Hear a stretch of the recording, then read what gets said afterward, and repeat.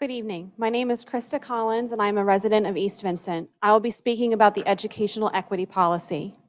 We heard Ms. Stutzman tonight and her comments, and while we do appreciate them, we need you to hear us tonight. We are not opposed to helping all students obtain a high-quality education. If this policy simply covered providing equal access to a barrier-free education, you wouldn't be hearing from me or several other parents tonight. This policy is vague and open-ended, despite your comments. Emails were previously submitted to the board stating clear concerns. Examples from the policy, stressing equity over equality, implicit and explicit bias, efforts to embed cultural responsiveness into the curriculum.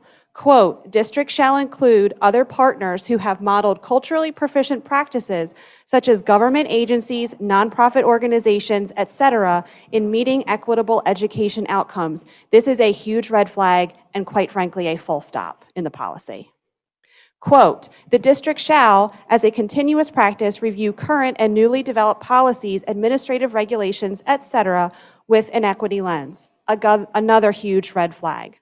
We need transparency in our teachings, such as a clear definition of what equity is and is not.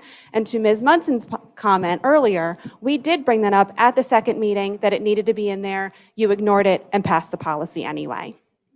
Inclusion of equity for all students and staff. Access to lesson plans each week, including websites, books, YouTube videos, assignments, and visual aids used in classroom teachings, because that's where CRT comes in, not the curriculum.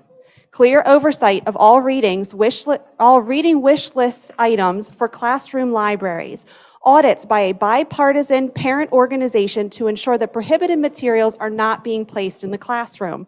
Safeguards that need to be added to this policy. Removal of the aid subcommittee from our district website. Their website can be accessed through links on our site and contain readings that promote CRT and Black Lives Matter, which is a political movement and not allowed in our school.